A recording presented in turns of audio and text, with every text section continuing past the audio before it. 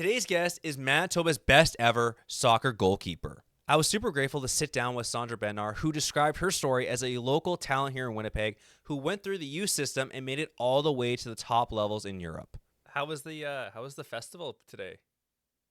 Oh, it was awesome. It's called Mohawk Festival, and it's really close to where I live. So we drove. It was like 30-minute drive, and it's like to it's very traditional. It's like to scare away winter. So everyone's like dressed up in like masks and stuff, like traditional Hungarian masks, and there's like a ton of food and a ton of people were there. So we weren't there all day. We got tired. So Oh, fair enough. Honestly, I think Winnipeg. I feel like we need that here because yeah, true. it's too. I mean, I don't know if he's like the last 2 weeks actually before this one we were at -40 and sometimes it got to like -45. That's how cold it was here. Yeah, I definitely don't miss the winters there. Fair.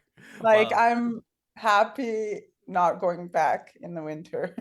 Well, I was actually reading, and that was one of the things I like. I was when I was looking up researching your story. One of the biggest things like I saw, and I was like, I can't believe you do this, but like in high school, you had to do like 3 bus transfers. I think it was How saying do you find this stuff? it was Like it was a Winnipeg Free Press article. really Yeah, you gave crazy. yeah it you gave some quotes in there. You're talking about you and Caroline. Oh Um, yeah, yeah. yeah, so I was just like saying like I could imagine doing 3 bus transfers in the middle of winter just to go to school.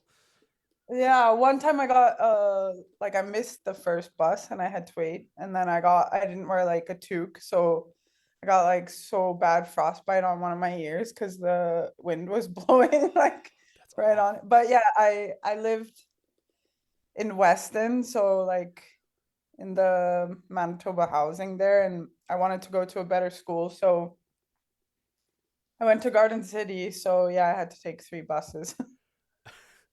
I mean, I take the bus because this is like I have my regular job and I take the bus from Elmwood to downtown.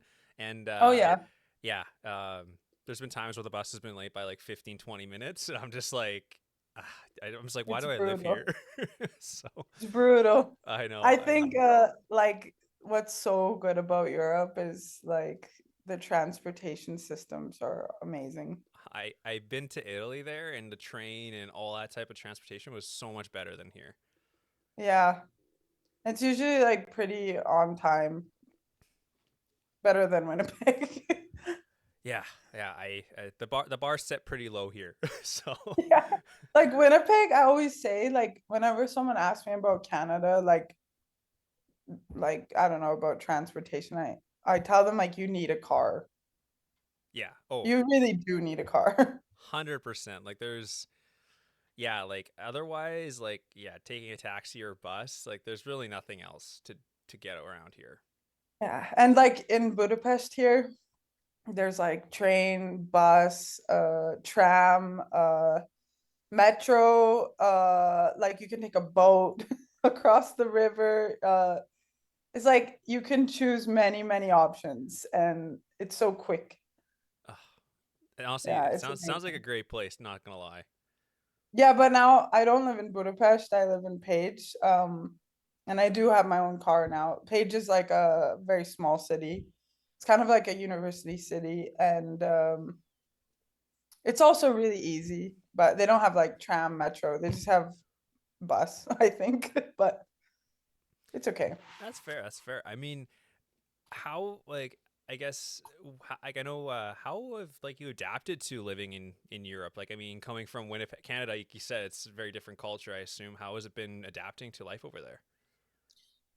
I mean, I left Winnipeg when I was like turning 18. So I went to Texas and like adjusting from Winnipeg to Texas was super hard for me because I was so young and it was my first time leaving home. And so I was super homesick all the time and cried a lot. But it took me like a couple semesters to like find my people. And once I found my people and my friends and my teammates and I kind of got in the groove of things, I didn't want to leave after. So, and then going to Europe was like such a dream. And then like Sweden was, I think, very similar to Canada, so it was an easy adjustment, and everyone spoke English, so like everyone in Sweden speaks English. Really? And yeah, and so that was really easy. And my first time in Sweden, I stayed with the host family. So the host family like really helped me adapt and like show me around. And then where and then I came to Hungary. Uh and so I was already kind of used to Europe. So Hungary was like a little more Europe than Sweden. And so it wasn't hard. And I'm learning the language now, and I feel like I'm a person that adjusts really well to like which environment I'm in. So I'm like I can adapt very easy. Well, I mean, you have to. Like, it sounds like you've been to many different countries and spots now, right? So, I mean, Yeah. I think the biggest thing, yeah, again, it's having that like your teammates and support, right?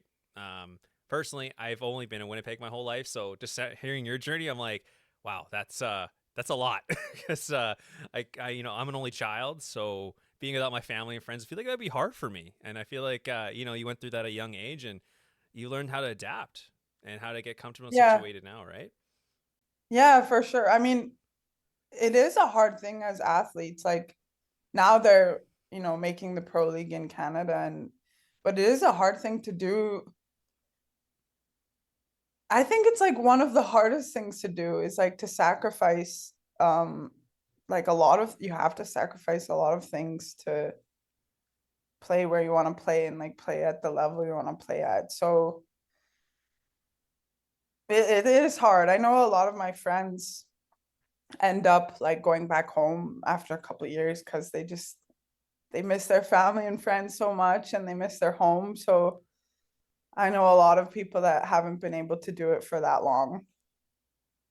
That's fair. I mean, that's like I had a lot of friends too that like have moved away and they want to come back to Winnipeg because that's where all the family and friends are, right? So I can Yeah. sense that, and I think it just depends on the person, but I feel like that's a really like undervalued thing, or like it doesn't really get looked over well with like the sports world because people don't take in Yeah. consideration like locations and how family connections and stuff like that actually really do matter, help get a player situated in their situation. And then of course like men versus women, like for example, Neymar, he can just fly out his whole family and they live with him, or he has enough money. But women, we don't get paid as much as men, and then like we really have to sacrifice. So yeah. No, and I hear that, and I'm really happy to see like it's growing, and I hope it can get to the point where the men are. And I find myself now watching more women's soccer. Like, I mean, Yeah. I'm a Awesome. for me, I'll just give you some context. Like, I'm a goalkeeper. Like, I fell in love with the sport through Buffon. He's my favorite goalkeeper of all time, and I've been watching Juventus women play, and I love it. Oh, that's so cool. So I actually, my two favorite are Buffon and Casillas. No And way. then yeah, like they were my idols growing up. And then I actually am friends with a couple of the women Juventus players. So I played with them in Sweden. Oh, So that's really it's cool. cool. I mean, the one I And was oh, sorry. sorry, like I don't know if you know, like I don't know what her last name on her jersey is, but Junga Peterson, like Sophie, Yep. she's like a number six. She always wears like a head Yeah. gear. Yeah, she's like one of my good friends. So Oh, there you go. I mean, yeah, I was following players like I know that Juventus signed like Lehman from the Premier League, and I was also following Yulia Grosso from the women's national team yeah, there too. So they have a lot of good players. It's just unfortunately the women's team is doing a little bit better than the men's team is right now. Let's just say the Juventus is in yeah. decline from what they used to be. And then there's a Canadian goalkeeper there now, isn't it? I think so. I'm trying to remember the name off the top Yeah. of my head. Pro, Prue or something. Prue. Okay, yeah, I have to Google that because Oh, the name just escapes me at the moment. yeah. I don't know. I forget how to pronounce her name, I but yeah. I was wanting to ask you though, would you, with the new Northern Super League coming here, would that be something you'd ever consider in the future? Would come back to Canada? I mean, it's like crossed my mind, of course, but I love Europe too much. And now I'm like starting to get a life here, and uh I don't want to leave Europe now. You sure you don't miss the winters? No. But yeah, so I honestly I thought about it. Like it's kind of a dream to like, you know, like if I was younger, I would do it for sure. But like since I already established myself in Europe and like I'm enjoying it here and the level is great and yeah, I have a life here now and not now. If I was younger, yeah. No, well, I mean, yeah, like again, you got yourself situated. You have a whole life set up there, right? So I Yeah. don't blame you, and that's one thing too. Is I think it's your home now, right? Yeah. I think I'm gonna end up like living here. So yeah, it is my home now. Fair, yeah, But and I do love Canada still, and I do miss a lot of things. Like I miss Tim Hortons. um, I miss I was like gonna my family, of course. Yeah, I miss like soccer's best. Like they're like my family, so I miss them a lot.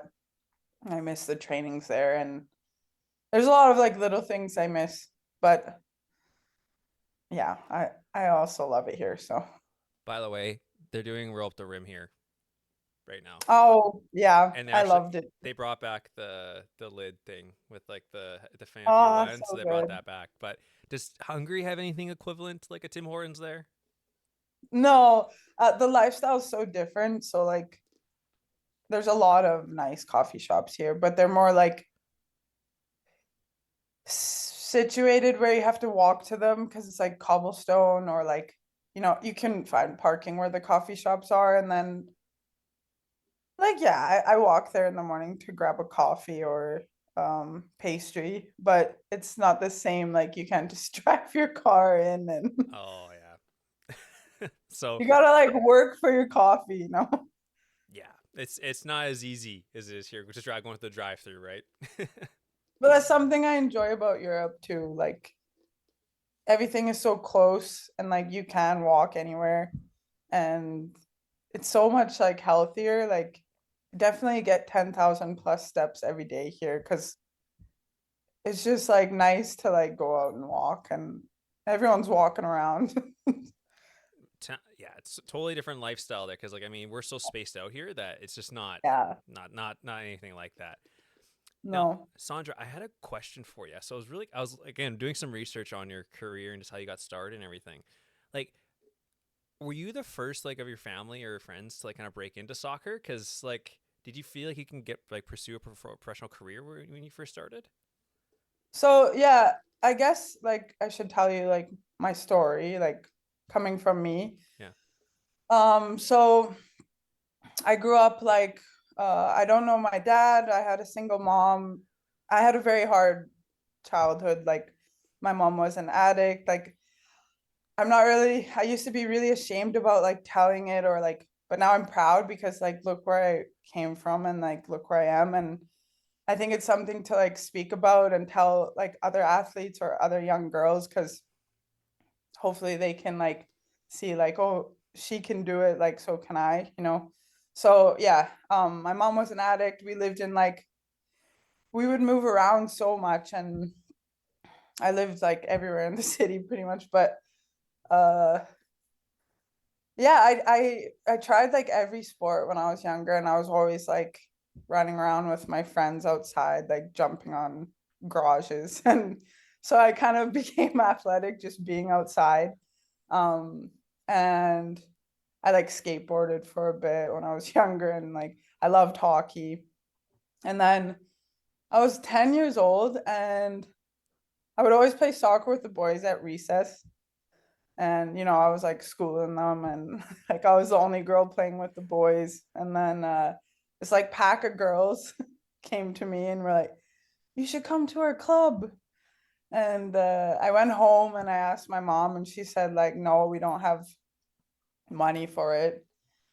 And my grandma actually said like, I'll support you. And she took me to my first training session and it was indoors, so I started indoors with the West Kildonan Cougars, I think. Um, so, and we were all like sitting on the ground, and the coach asked, like, "Oh, we don't have a goalkeeper this year. Does anyone want to play goalkeeper?" And I didn't want to because I was like so good playing out, and like no one responded for like 5 minutes. So I just put up my hand and I was like, "Okay, I'll try it."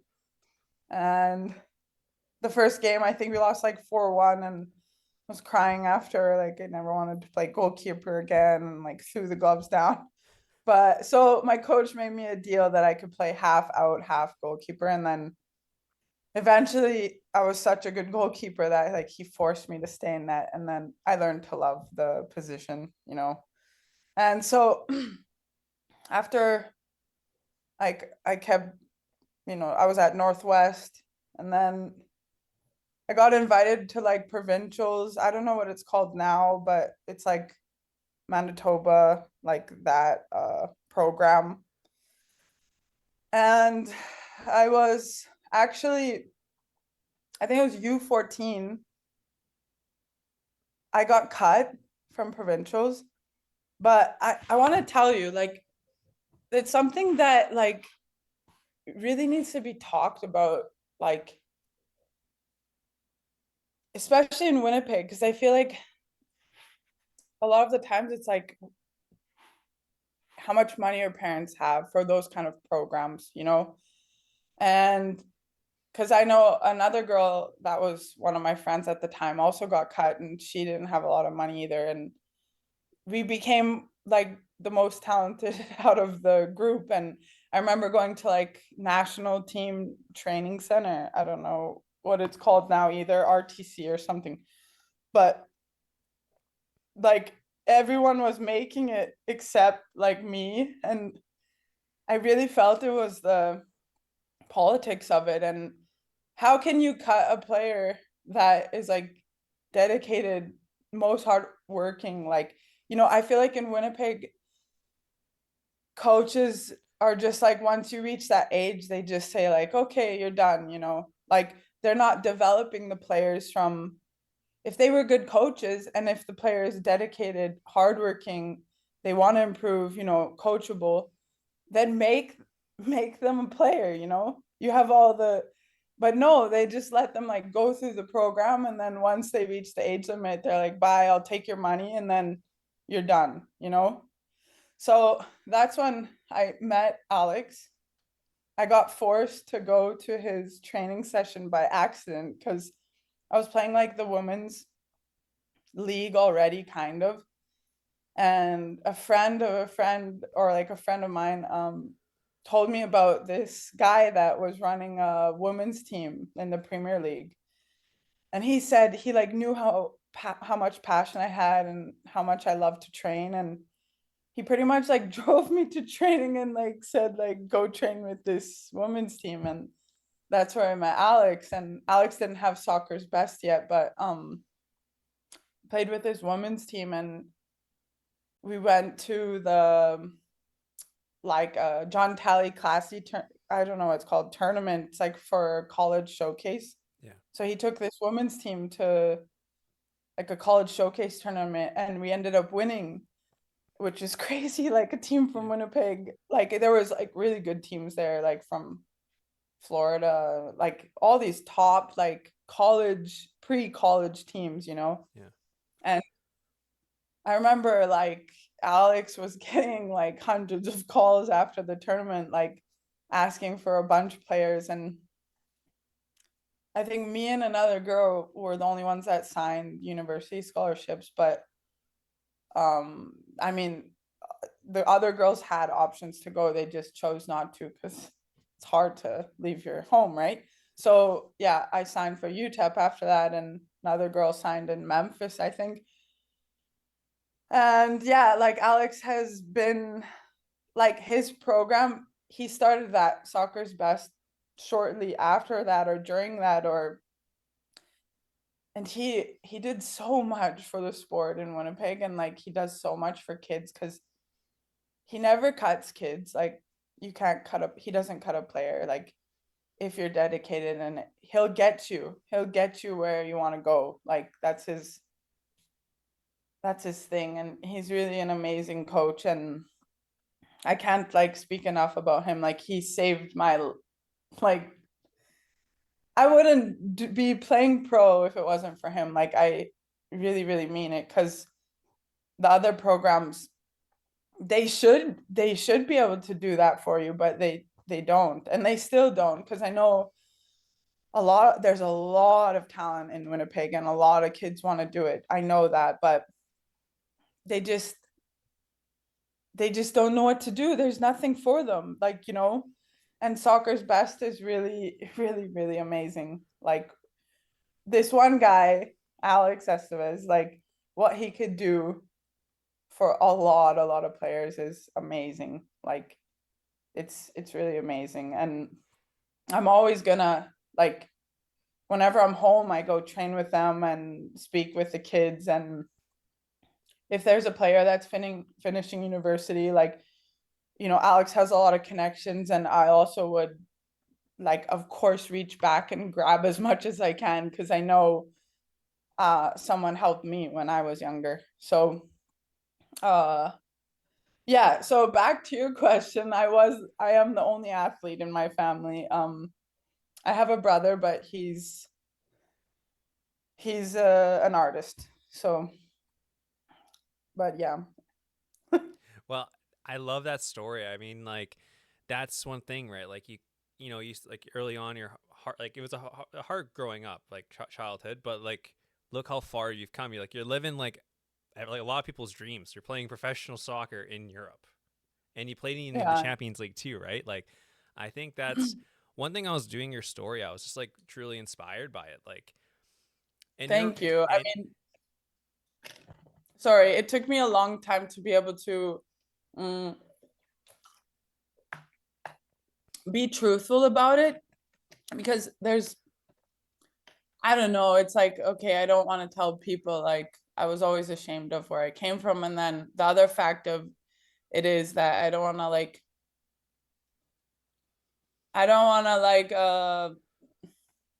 I never wanted to speak bad about like Canada soccer or Winnipeg soccer or whatever, but it just frustrates me so much that like they do that to kids.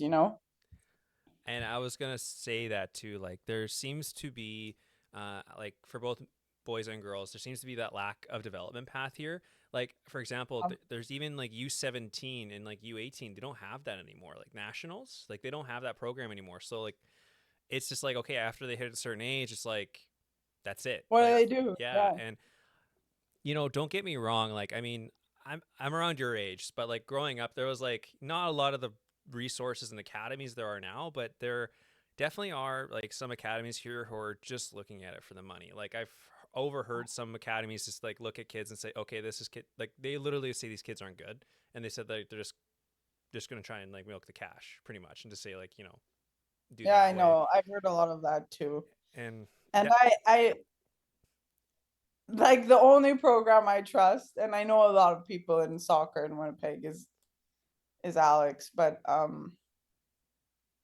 yeah, I've seen a lot of kids get promised a lot of things, and then they give the money and like nothing happens. So it's really sad actually. it is, and that's one thing too. Like, is that it's politics, right? It happens in a lot of sports here too. Like, I mean, I played hockey growing up and played high level. Same thing. It seems like it's everywhere, but it's one of those things that like why I started this YouTube channel and trying to highlight this community is because we have so much talent here. Like, if you think about it, we have, for a small population, there's so much players that are getting produced out here. Like, and there's a lot of players that don't make it that should be making it. So that's why I want to try Yeah. and highlight it, because if we highlight it, then we get more attention from outside to hopefully give those players chances. Like, that's why I was super excited about your story, because you're like, your Manitoba's, like, in my opinion, your Manitoba's greatest ever soccer goalkeeper. Thank you, but I don't know. I think so. Thank you. Now, Um, yeah, yeah, I mean, I really, really appreciate what you're trying to do, and like it's nice to like speak about these things because not a lot of people speak about them. Like it's No. just kind of thrown under the rug. So And that's exactly it, and that's why I like to like I've have people other like with audience across like Canada and stuff like that. They're like, oh, I didn't know that. Like they're like it's really cool. They start to learn like, oh, we didn't know you had ballers like that in Manitoba, and oh, that's so cool. then some like creators and freestylers from Ontario actually want to come to Winnipeg in the summer to film content out here because they're like, oh, there's actually a really good community here. So it's just like trying to build it and then trying to get more attention here because that's the whole point of it, right? But Yeah, for sure. I wanted to ask you though.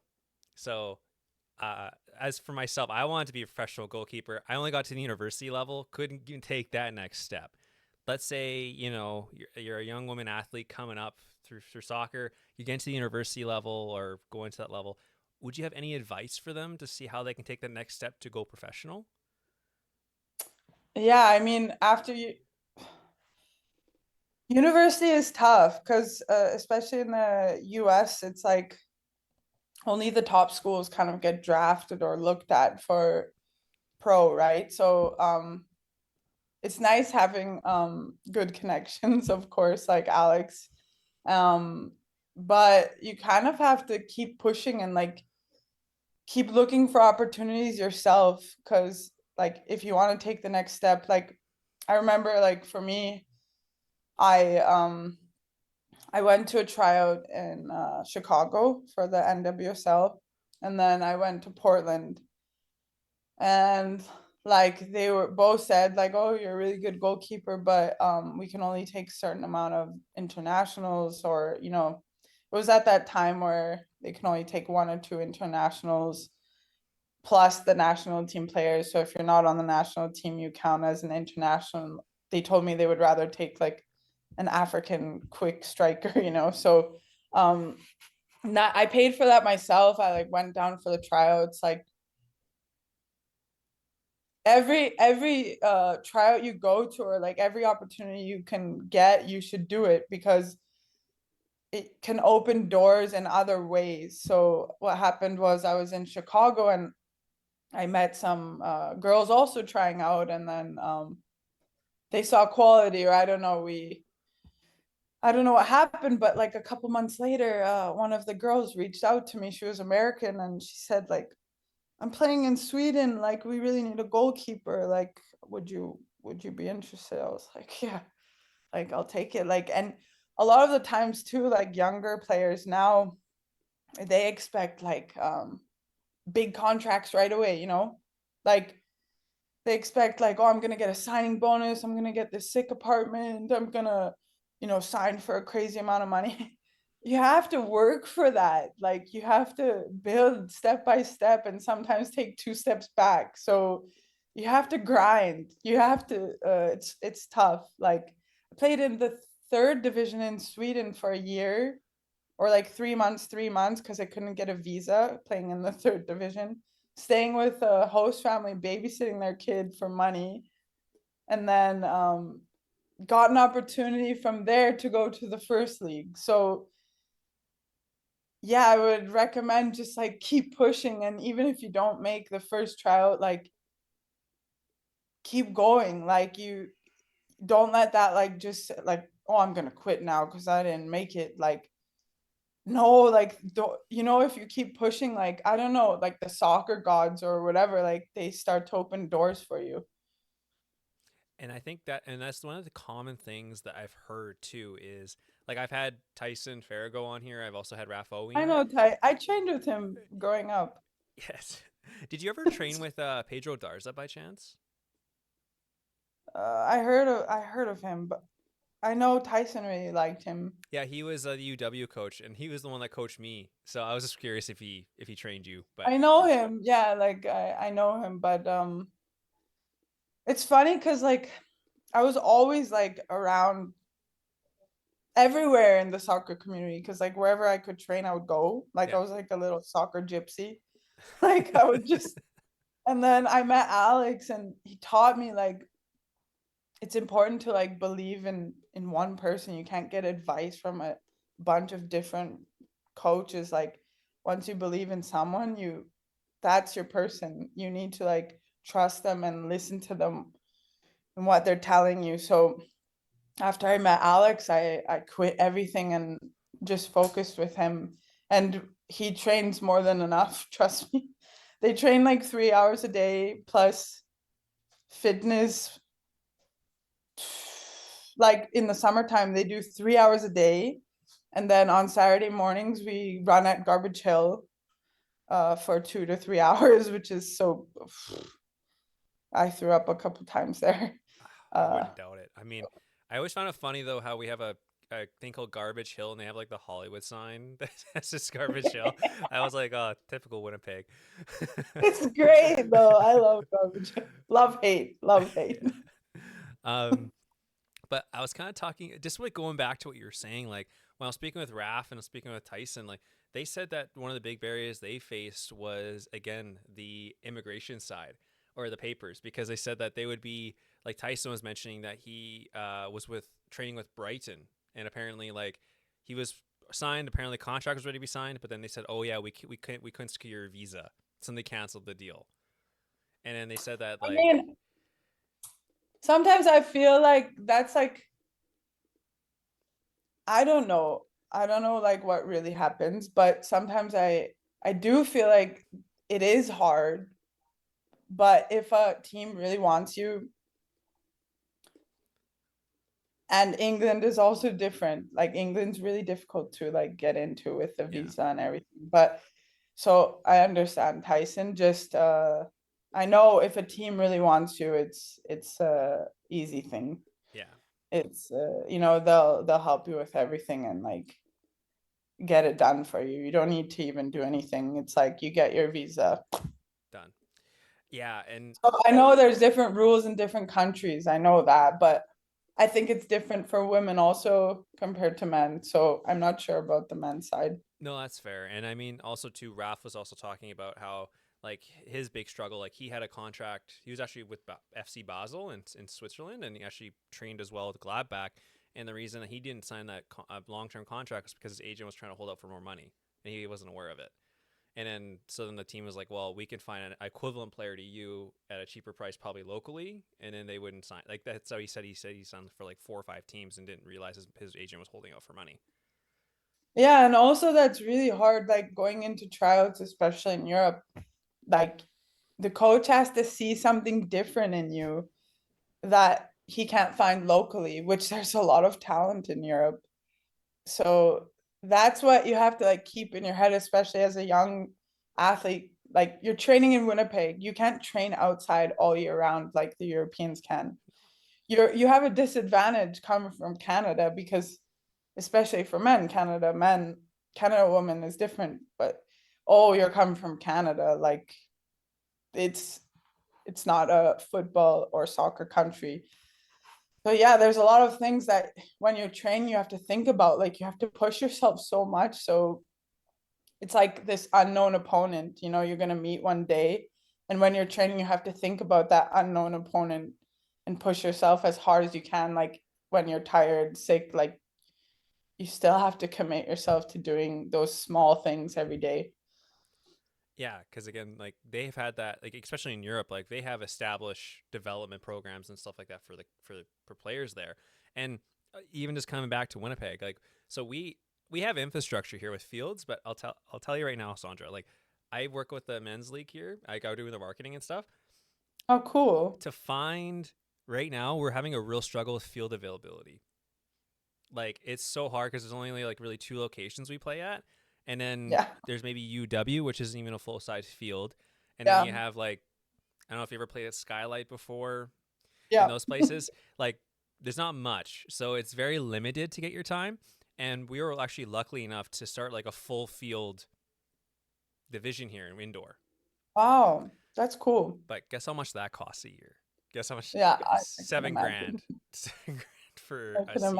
imagine. It's crazy. But that's just one of the things too. It's yeah, like with our we're kind of we start with we are at a disadvantage, right? Just based on our climate, right? So that's the one thing that I wish we can get more infrastructure here. But yeah, I think there. I mean, I'm hoping to see the the image of Canadian soccer within Europe change a little bit more? Like, oh, we're actually putting some respect on our team, our country's name for it, because especially within women's national team and how we Oh, developed, for sure. like Like we're just so good. women, I feel like women are so different. Like Canada soccer and women's soccer, like has definitely has the respect in Europe for sure. Trust But me, men, different story. I know, and trust me, like you have no idea. I've been clamoring. I want a Northern Super League team to come to Winnipeg. I'm praying that it does, because I want another team to go support. But I I cross know, my that would be fingers. cool. Yeah. That would be so cool. So I gotta ask. So when you're going, so you play like D1 like university soccer in Texas there. How how like, was the game in Europe? Like, was there any like differences you saw? Like, kind of transition to that game? Like, what did you kind of feel like there? Like so different. I don't think I mean, Alex taught me a lot, like even going into university, like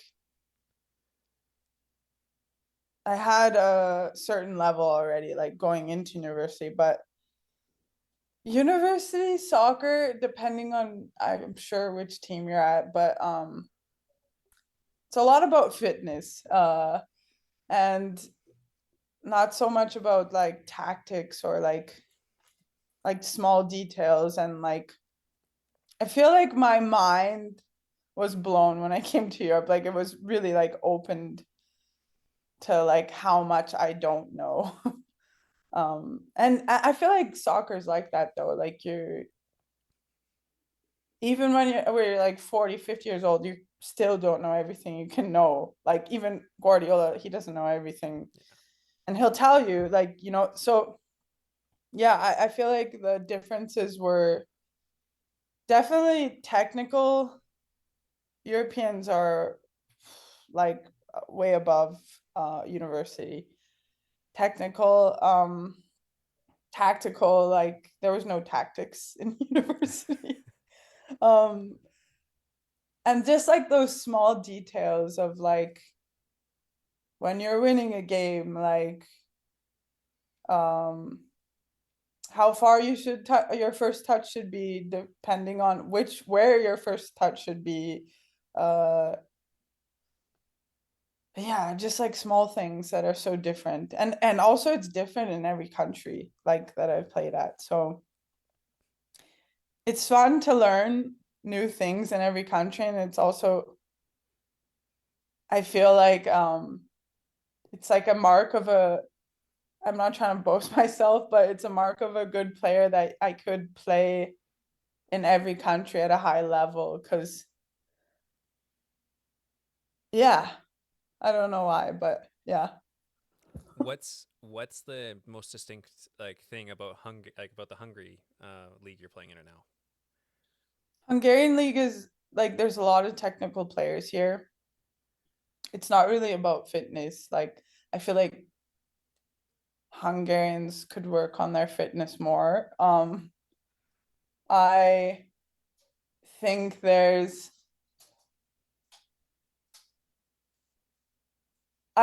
a lot of emphasis on like possession, like keeping the ball.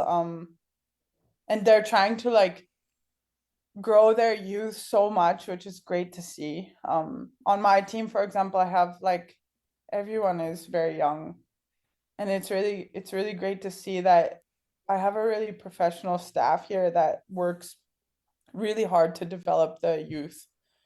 Um, and there's a lot of talented youth here. I think a lot of the girls in the first league are pretty young. I don't know the percentage, but yeah, I mean, when I played on Ferencváros, it was different. We had just a bunch of foreigners that were trying to play Champions League, so they put in a lot of money. But I think now Hungary is going back to their youth and trying to develop it, which is nice to see. But I think Hungary is like a mix of technical and like physical. Sweden is definitely physical, and a lot of like crosses and like 50-50 balls. And also Sweden's changed from when I was there.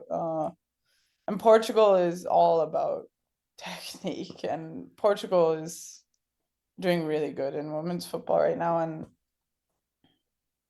it was the most, I think Portugal is like, because I love like, technical and like keeping the ball and like playing on the ground as much as possible. And Portugal was probably the most fun I had playing soccer. Just on that Um, technique, is that it was technical. so nice. And everyone's on the same page. Like you can give someone the ball with someone on their back and they know what to do with it. And it's just nice playing with players that know. And yeah. Do you know the thing, like especially here, that that's I don't know. I'm assuming they do it a little bit differently there, like obviously development of the goalkeepers, but even if like you see goalkeepers here, not great. Like it's getting better, but not great with their feet. Like you couldn't like the amount of goalies I see and watch that just don't know how to take a touch properly, or the defenders don't feel comfortable with passing to them. I feel like it's a real problem here, like especially for what I see here in Winnipeg. Like that's one thing I I feel like feel this. like I feel like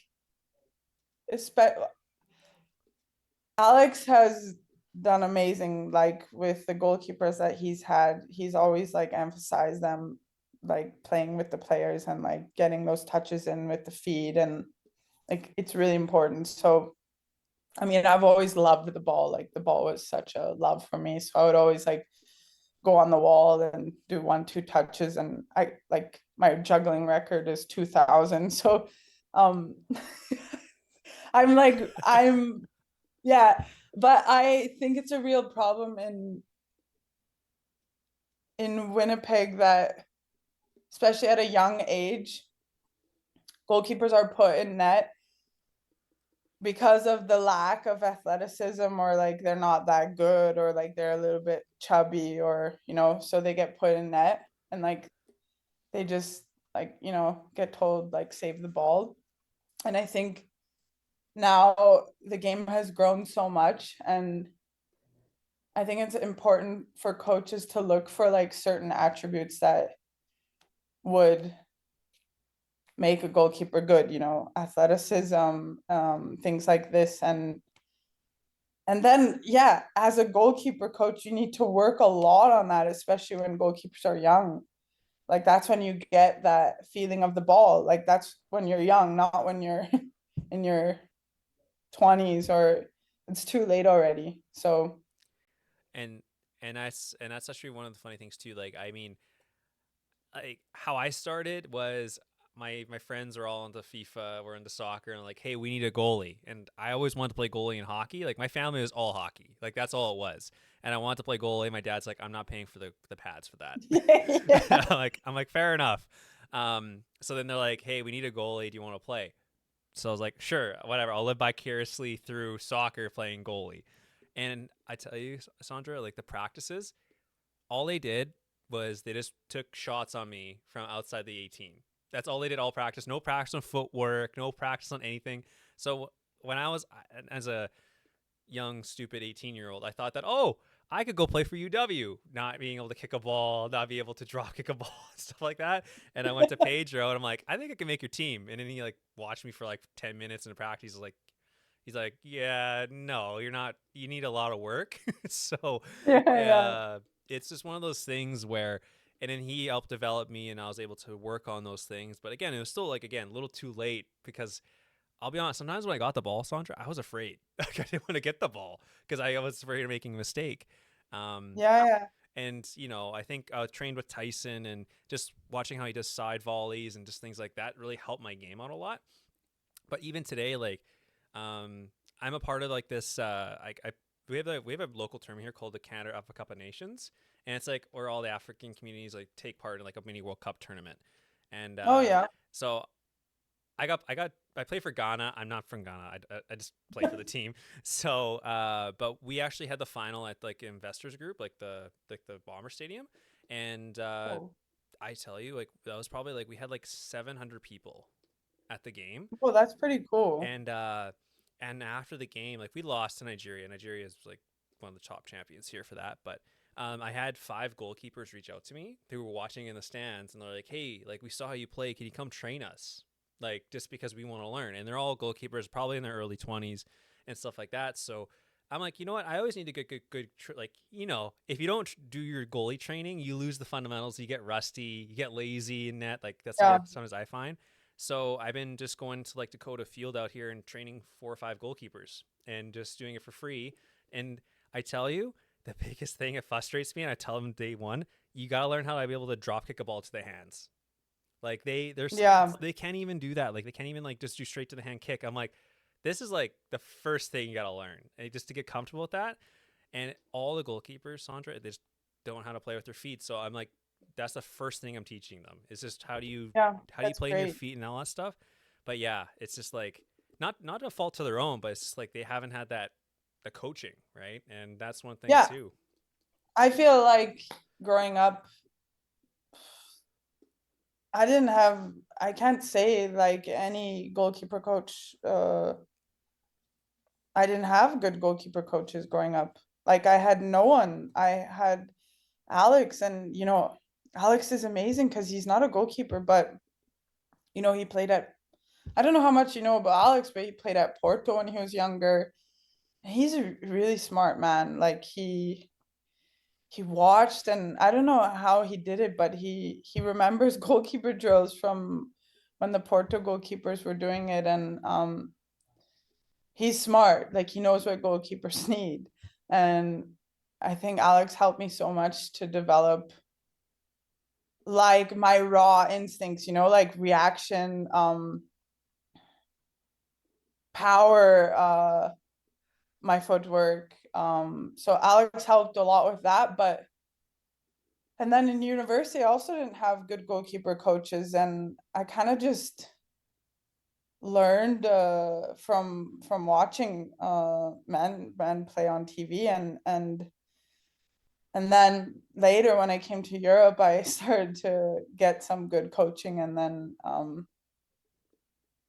yeah, my technique of like diving and crosses and things like that were easy because I already had like the fundamentals, like Yeah. the power and I was quick, and so yeah, it's really funny because I also never had good goalkeeper coaches. And again, it shows that like that drive to learn, right? Like, and again, biggest thing, footwork. Footwork's like is like fundamental part. And Pedro always told me, he's like, the art of being a good goalkeeper is making it look easy, like not making it like you're being noticed out there. He said if you can just Yeah, make like a routine save, like just shuffle your feet, catch it instead of like making a high diving save. He said that's yeah, like the true art of like of being like a really competent goalkeeper. yeah, for sure. So I agree. but I kind of wanted us to kind of like take a little bit of a side course more about you. Like, I know we're talking about soccer. I know that's like a big part of your career and your life, but is there any other hobbies or passions that you pursue outside of the sport? Yeah, good question. First of all, I really love helping young athletes get opportunities in Europe, and I only work with Alex specifically because I know that the players he sends me are going to be ready for the opportunity. So I do that on kind of on the side and when I can.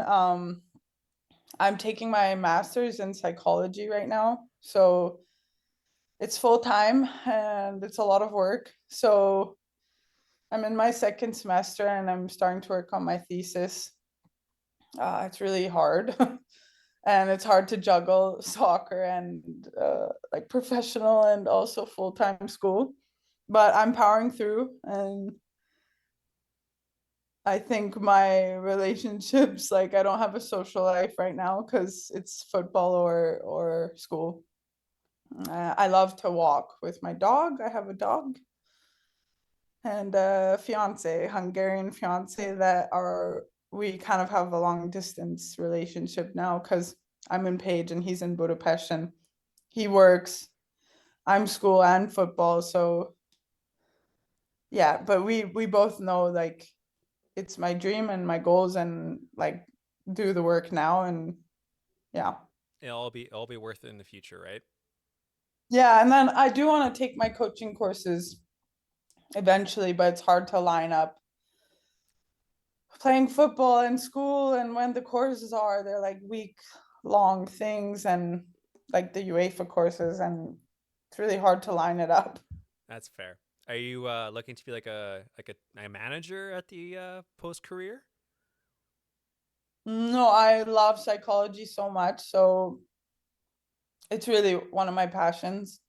I think you can relate if you're a goalkeeper Yeah. that the mind is incredible, and it's just there's so much to learn. And I would think about like working with teams in sports psychology, or also I love goalkeeping coaching. So I would probably do that as a hobby as well. Love that. Now, I've been meaning to ask you this question. So I know one of the stuff I'd said, like, academics growing up wasn't always the strong suit, at least for a little bit.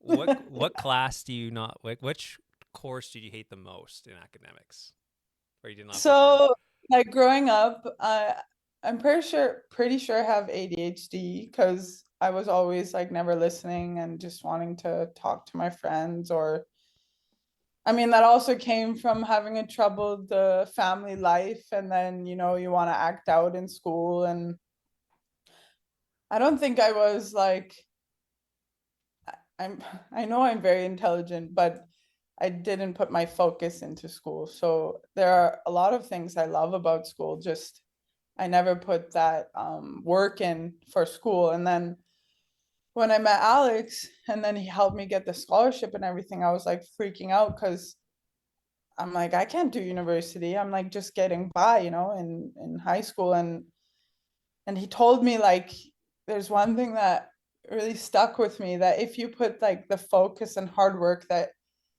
you know how to focus and work hard because you've been doing it your whole life in soccer. So if you can transfer over those skills into school, you know how to do it already. You just need to switch it like a little bit to school. And I did that. So I don't like physics at all. Same, And same. I, yeah, I struggled in math, but I was in calculus and I got by in high school because I had a really good teacher, and she like helped me at lunchtime, figure it out. So, and one of my teachers in high school told me that if you were like just getting by in high school, usually like in university, you're gonna do really well because you know how to grind, all those like little cheats and ins and outs. And the smart kids in high school are the ones that struggle in university because they already have that like, oh, I'm smart, and they don't think they're gonna have to work hard. It's the overconfidence, right?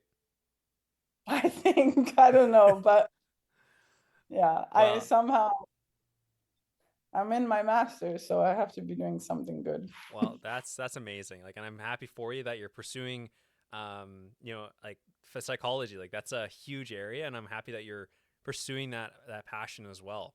I mean, that was one of the big things too when I was looking at your time at UTEP. I was like, oh, you got a psych degree, and that's really cool that you're still pursuing it after soccer and how it plays not only in psychology but also sports psychology, right? So that's gonna be Yeah, super exciting.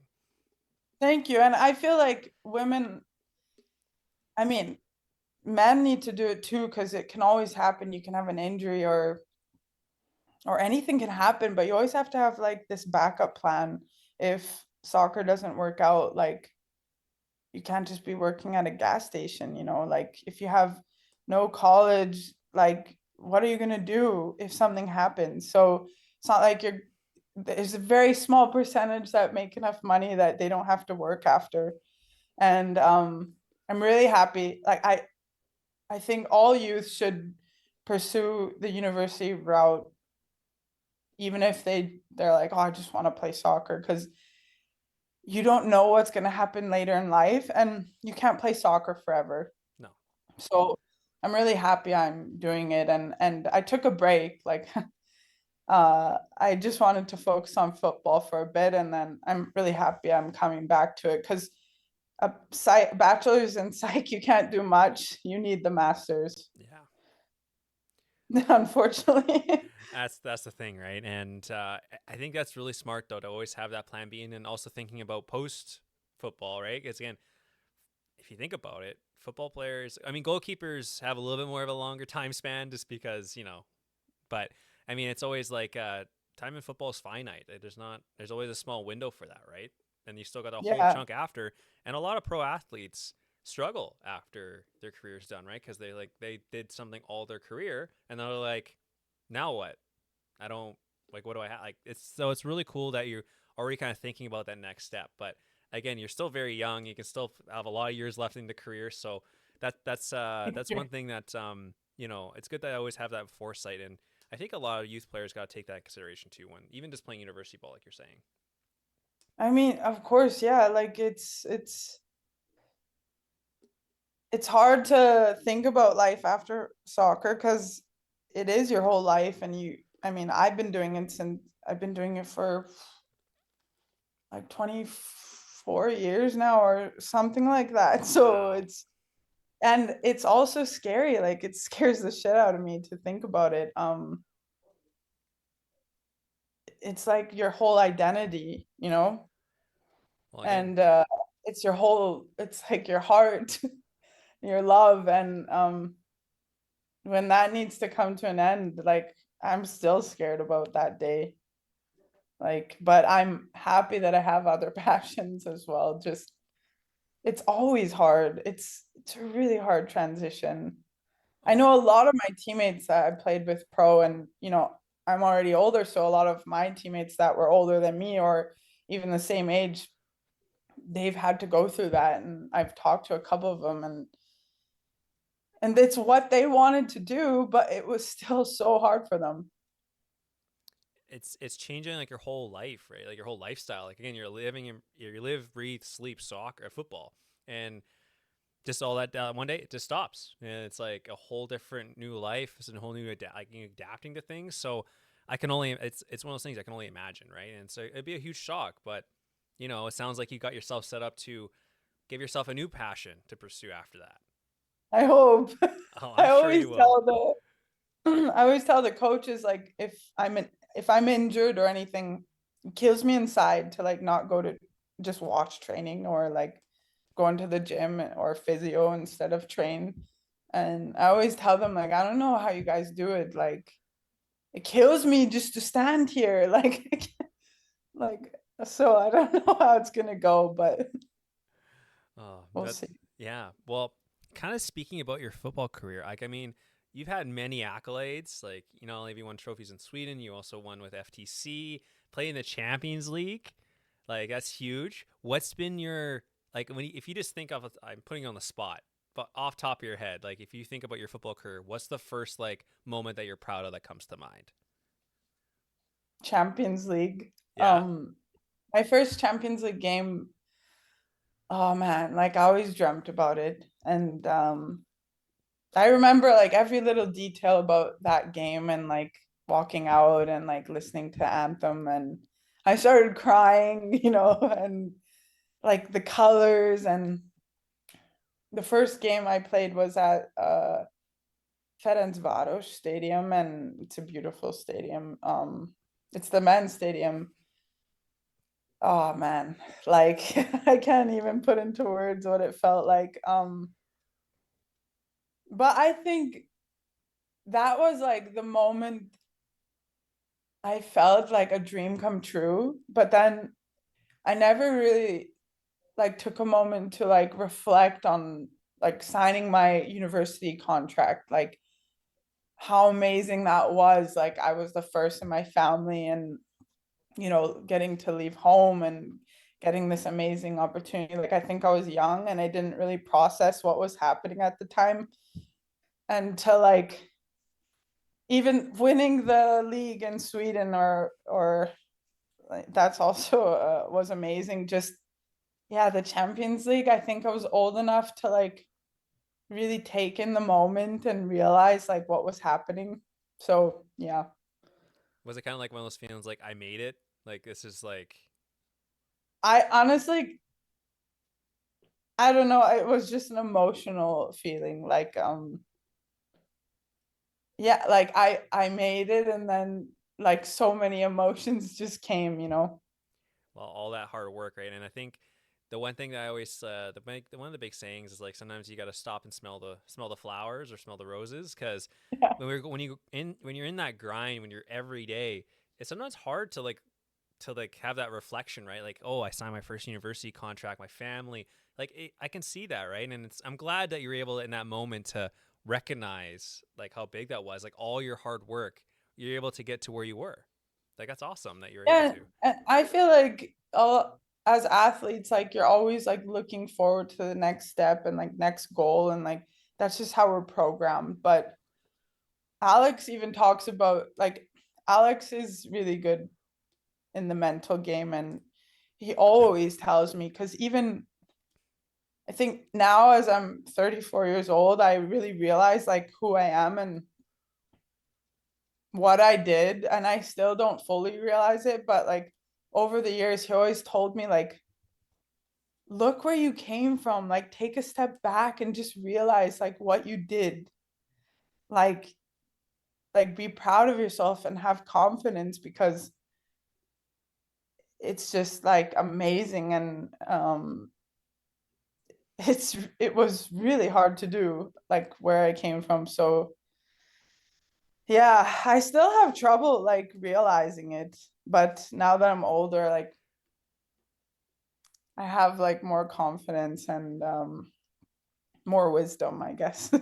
Well, and well, and I also find that too. Like, I mean, I'm turning 30 this year, and Ah, you're young. well, I mean, yeah, I mean, but the thing is, like, I feel like I'm getting to that part of life where I'm starting to feel a lot more confident in myself and just starting to feel good Yeah. about who I am, and I feel like that just comes with age. But um, I will say this, and I'm not just saying this to like, I'm not just saying this, but you do have an impact here at home. I just want to make sure you know that. Like, the youth players here, like I've had people reach out to me about to wanted to share your story and your journey and the path like you've paved for a lot of these players. They realize that, and I just want to say you have an impact back home where you Thank are. you so This, much for saying that. I mean, I really appreciate it. And yeah, it's sometimes hard to realize. It's like I always thought like when I was younger, like national team, and you know, the politics involved, like we spoke about earlier. And yeah, it was difficult. I always thought like, like I didn't do it, but I'm freaking playing pro in Europe, so yeah, that's what I'm saying. You play Champions League, like not many people can say that. Like, and that's one thing I think you just gotta, just remember that you gotta give yourself kudos and just remember like you are a fantastic player. And one thing like I saw from I was watching some of your highlights and stuff, and this is the big thing, like how comfortable you are on the ball, how confident you command your box. Like that's one of the things too. Like I was taking bits and pieces from your game. I'm like, hey, I got to implement this in my men's league games. How do I take what Sandra has and apply it to my games? So I just want you thank to you. know that, like, yeah, like I just want to make sure you know that you're really well appreciated. You don't have to hear from me, but you're great at what you do, and we're just you do Winnipeg proud and Canada proud. Thank you so much, really. Now, We actually just had a match yesterday, so we're um we're a young team, and it's the first time in the first league for this team, and we got the 3 points, so I was really happy. oh, Yeah, there you and I go. played. It was a good game for me. That's awesome. Well, I gotta like I'm gonna check out those highlights if they're on YouTube. Are they on They'll YouTube? be that they will be. Just it takes them. I think like by next week should be out. Like takes them a while to like That's fair. I don't know what. Well, so two things I want to ask you, and I know I want to be respectful of your time because I know we're just at an hour here, but um, I do a challenge on my YouTube channel where I'm a confident penalty. I love penalties. Like if someone comes up to me, Oh, I love saving penalties. It's one of my favorite things to do, and I actually did take on Valor in a penalty challenge. So um, for like I'll check it out. the goalkeepers and stuff like that, do you have any advice for how for goalkeepers to kind of give them an edge to help them save penalties?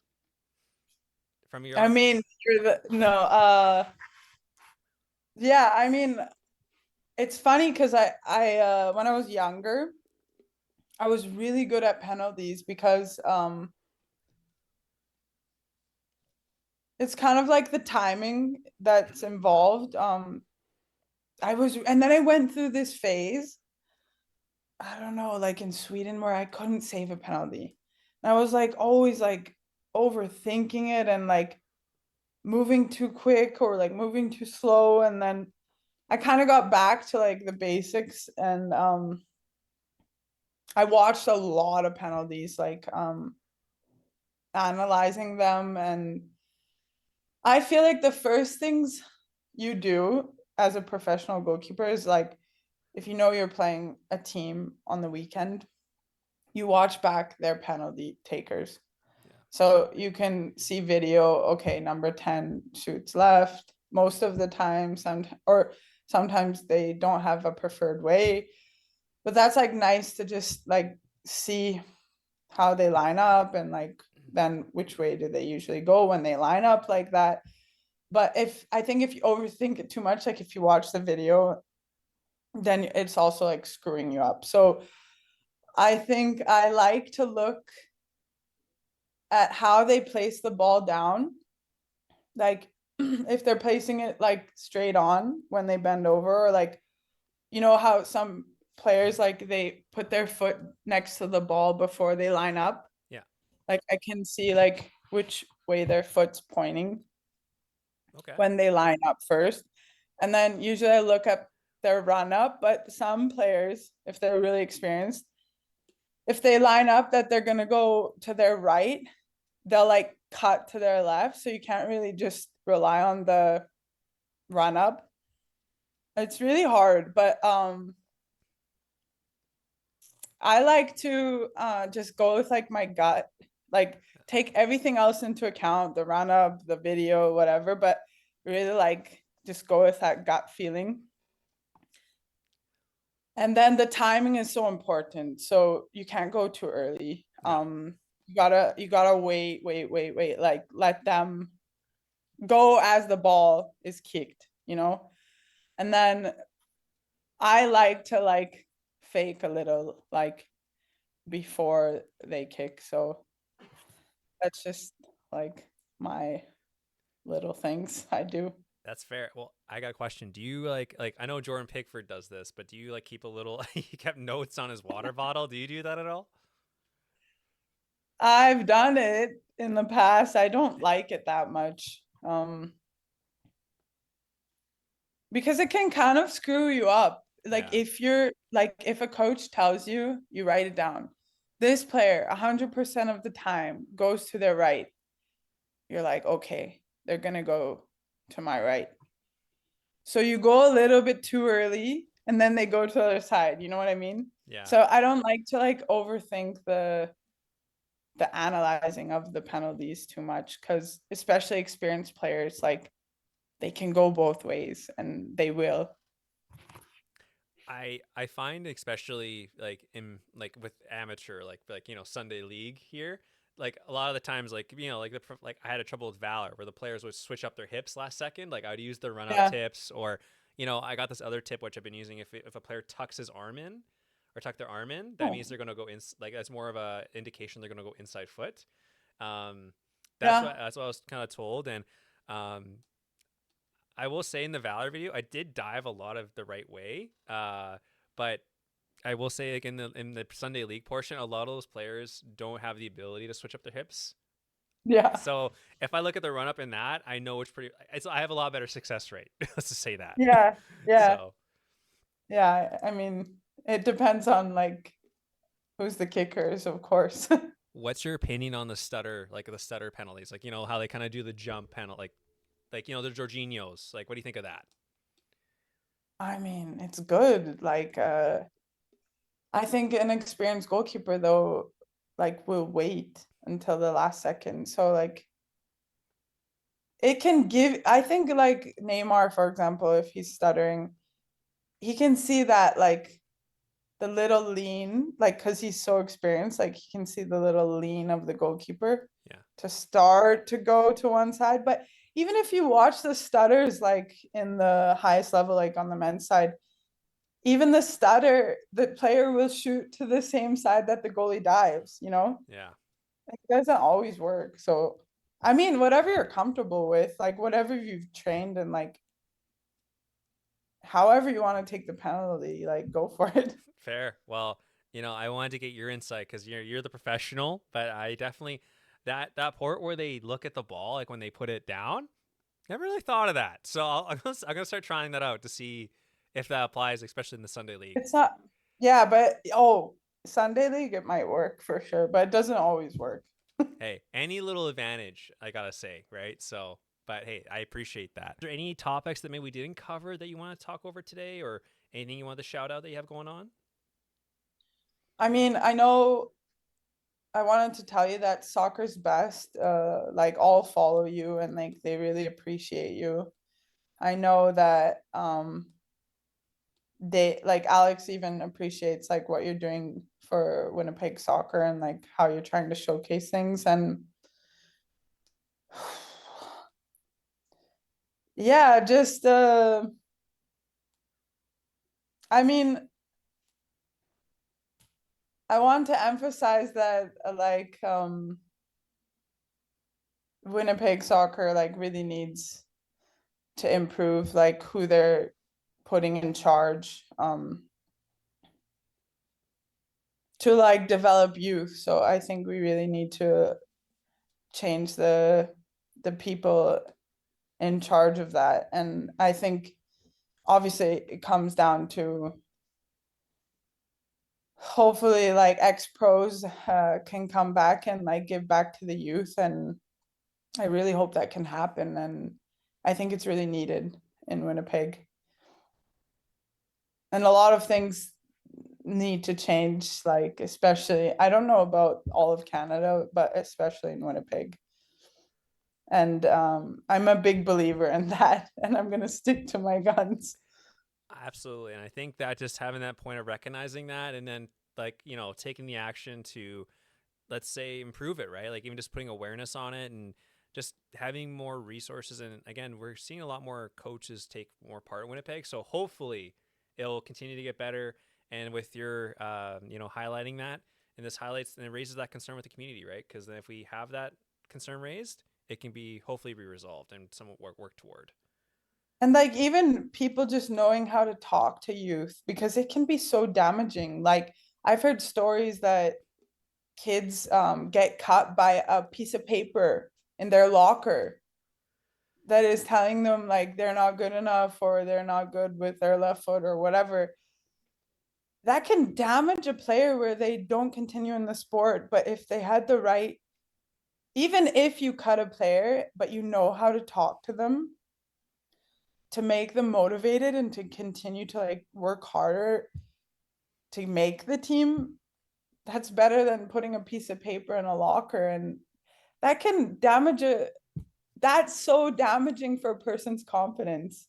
Like I know, like going through youth football here, that it took me so many years to like working with Alex and working on myself to like believe in myself, like really believe that I'm good because of all the coaches that like mess you up, like that cut you for no reason, that I didn't have enough money to pay for the program or that sticks with you as a kid. It does. And it's like just horrible to like hear those stories and there's probably a lot of kids in Winnipeg that quit because or that they don't have confidence. So yeah. It's especially like like showing compassion and empathy, right? To those players, like it's just like taking that little extra, like it could be like that little extra touch just to like say, hey, like you didn't make the team this time, but this is where you can improve, right? Like, I'm not saying you're not good, but this is where areas you need to improve on to get yourself to that level. Like even just taking that like quick conversation can be a key result in them pursuing the sport still or just completely dropping out. And that's like That's so, I think in Europe, a lot of the times, which is so good, is that usually it's like ex pros, ex players that are coming to coach the youth. So you know how a player feels, you know what they're going through, you know, you've been there yourself. But there's a lot of coaches in Winnipeg that have never been at that level. They don't understand what a player goes through. They don't know how to help them mentally. They don't know how to motivate them.